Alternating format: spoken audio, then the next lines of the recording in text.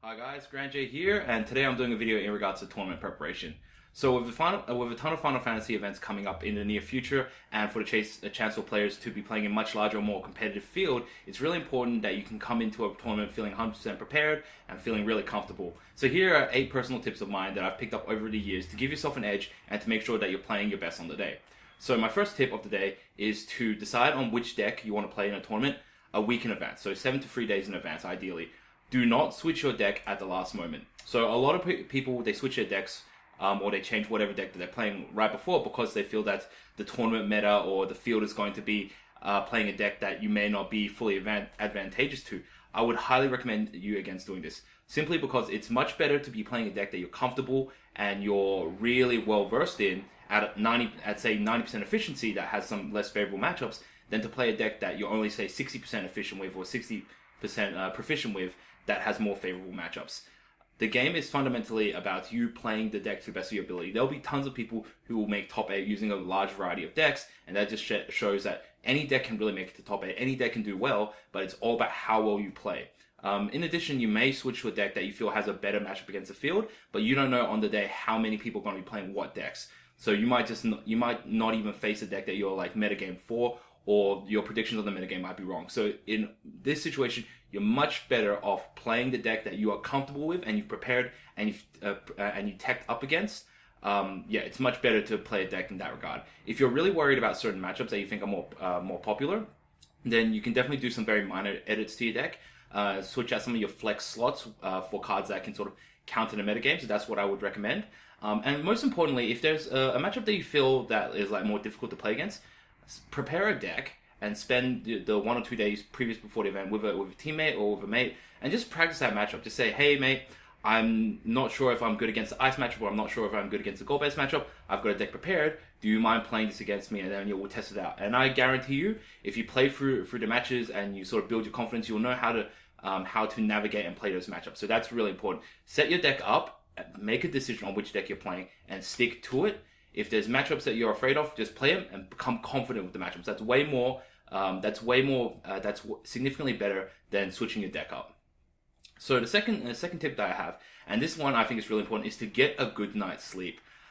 When you're playing in a major tournament, you're going to be playing somewhere along the lines of like 7 to 9 rounds of Swiss, and then depending how you do, you make top cut, you can play up to another 4 rounds from there on out. So it's really a test of your endurance. A lot of people notice that when you see players playing in Top Cut, you notice that their playability or their mental fort isn't as good as they were in Swiss, simply because everyone's a little bit tired, everyone's sort of really drained out throughout the day of playing constantly. So yeah, it's really important for you to have a good night's sleep and to be in the best mind space when you're playing. And it's really important to just make sure you're really engaged and you're fully awake. And that's really going to be one of the biggest edges you can have in a tournament.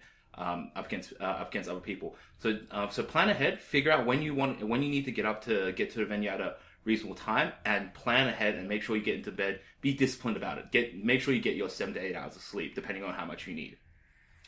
So yeah, tip number 3 is to plan plenty of time for your morning. So like in the morning before an event, you definitely want to make sure you get up early. So definitely sleeping in early is definitely going to be a part of this. So you want to budget enough time for you to get up, have a shower, eat some breakfast, and make sure you get to the venue on time. So you definitely want to budget ahead in terms of time and make sure you're aiming to get there before registration opens. That way, if there's any sort of delays or any sort of like a missed train or a missed bus that you have, then you'll have enough time to make it there on time. So definitely plan ahead, make sure you have enough time so you're not rushing in the morning, and so you can have a very good mental space coming in as opposed to rushing.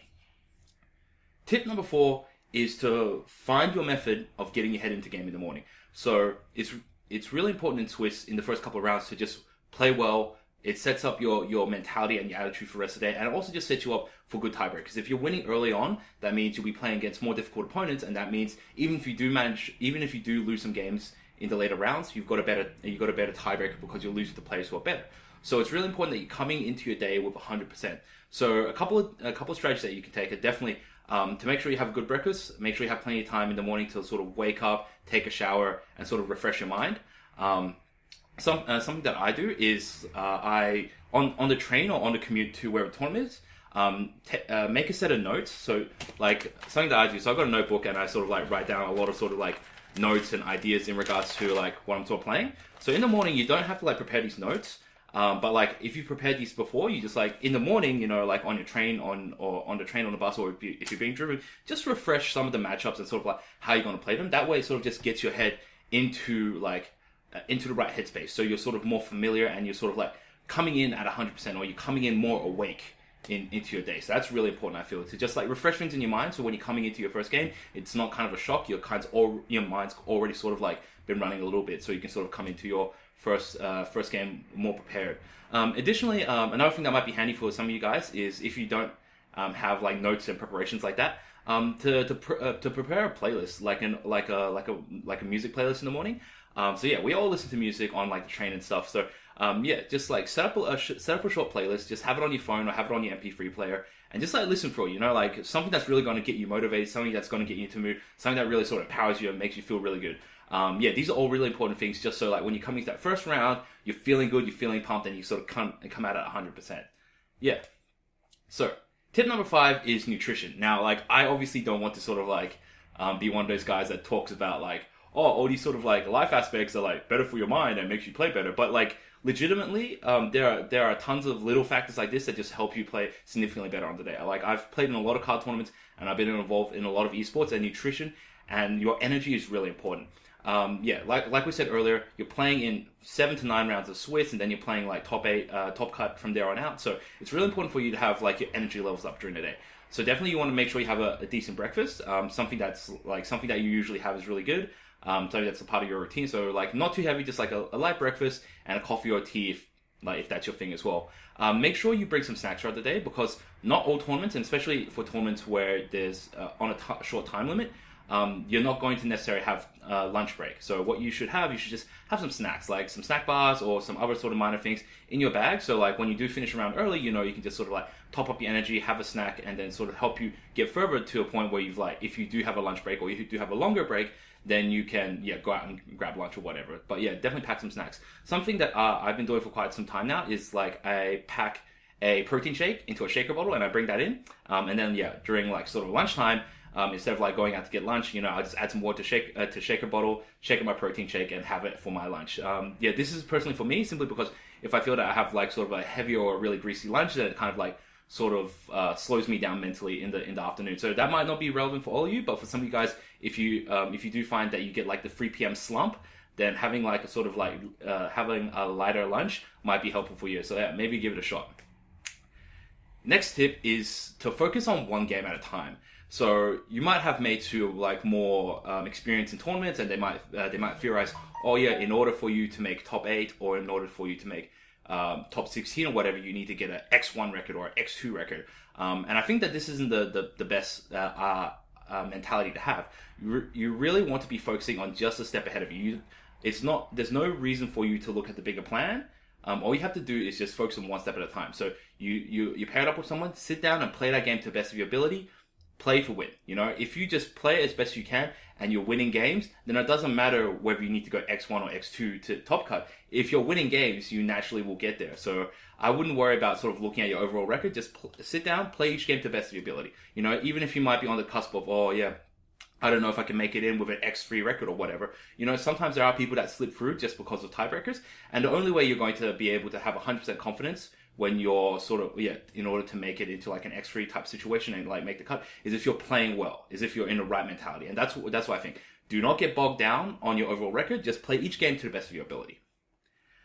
The 7th tip I have is to always keep a positive positive attitude. So this is probably the most important one for competitive playing, simply because I find that there are too many competitive players who might who might lose 1 or 2 games and just be in a really negative headspace. They might think, oh, I can't make top card, it's not worth playing, and then they drop. And I think that's not a very good attitude to have.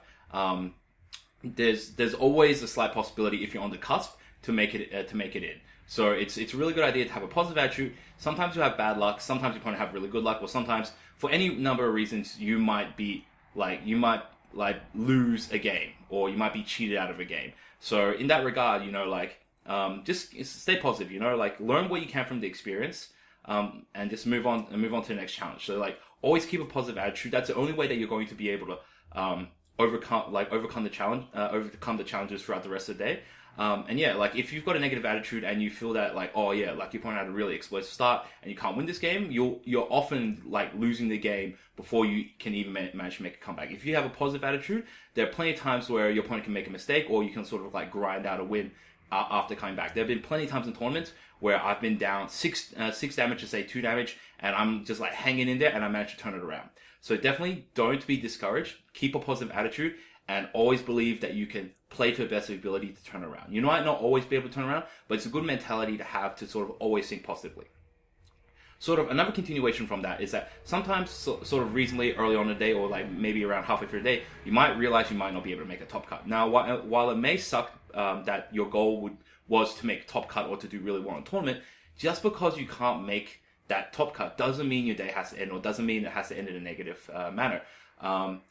If you look at it another way, if you can't make top cut, it means it's a huge relief upon you, because as soon as you realize you can't make top cut, the rest of the day doesn't matter. So all of a sudden, instead of focusing all your energy on being like 100% competitive player and focusing on just winning, you can now enjoy your games, you know? So like, you can enjoy your games, make friends, and just play play and have fun, you know? And that's what we're really all about, like in playing card games, right? To have fun and to enjoy the experience and have a social experience, you know?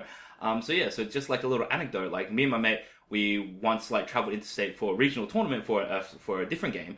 And so it was like pretty obvious early on in the day that we didn't have the right decks, we didn't prepare for the local metagame, and we weren't going to make top cut. And then, after we realized that we're not going to make top cut, we just spent the rest of the days just chilling, you know, playing casual games against people that we got paired up in the sort of lower end tables, you know, just having fun, you know, like chatting, playing games, joking around, you know, because like it didn't really matter at that stage where you sort of ended up. Because it all kind of really doesn't matter if you're not top cutting, right? So just spend the rest of the day having fun, chilling out, and you know, you meet a lot of cool people. So yeah, definitely, me and my mate, we got to meet a lot of the locals, and we made a lot of mates, and we sort of hung out afterwards after the event. So yeah, you know, even if you don't make cut, that's fine. Relax and just chill and spend the rest of your day, you know, enjoying it. Some of these major tournaments also have side events as well. So like if you want, you know, just join in one of the side events, play a casual deck, you know, have fun, you know. Not all of us will always make cut. I've top 8 a lot of nationals in a lot of card games, but I haven't always done so. There have been like some years where I've just not made it. And you know, like that happens to the best of us, you know. Some days you just have a bad day, and it's up to you to sort of be positive, enjoy your day, and you know, try again later. So don't be discouraged, try again. And finally, and this is probably the second most important thing, if not probably like equally most important, is double check your deck list. I do not know how many times where I've like run a tournament or TO'd event or judged an event, and people have put in incorrect deck lists. Like they have made mistakes on the deck list. Either the total number is wrong, or the cards they have on there wrong, or some codes or some whatever. It is not a good experience. Look, the worst feeling is for you to get deck checked on the day, and for someone for the judge to find out, your deck list is wrong, and for it to be such a stupid, trivial type issue, and for you to get a game loss, you know? This is one of those things that 100% of the time you should not have an issue with, simply because it's something that you prepare before you start playing, you know? And it's something that you have plenty of time to double check. So make sure like if you're doing a deck list, double check everything. Like check, count the total number of cards. So this game is really handy because your cards are split up into forwards, summons, and backups, right? So that like sort of you can add those totals up and sort of check, oh yeah, do I have 50 cards? And then it's very easy for you to go down the list and like compare it to your deck list. Oh yeah, do I have this many forwards? Do I have this many backups? Do I have this many summons?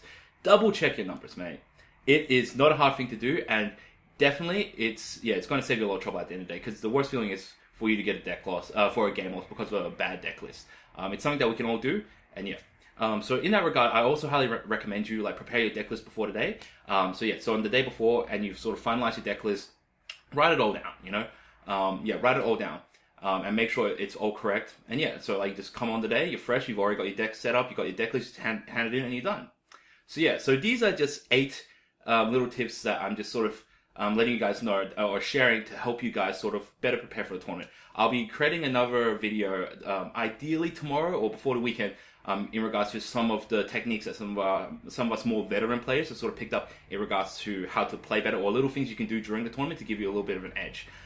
So yeah, in regards to that, I hope you guys have enjoyed this video. If you guys have any sort of like personal tips or personal strategies that you guys use to make sure you're coming into a tournament better prepared, let us know. Share them down in the comments below, and if there are any good ones, then I'll link them, or I'll chuck them up in the next video to share them around, so you guys can sort of get some other ideas that other people have. So, yeah, to all of you playing in the US Nationals this weekend, I wish you all the best of luck, and yeah, thank you very much for watching. I'll catch you later. GrandJ out.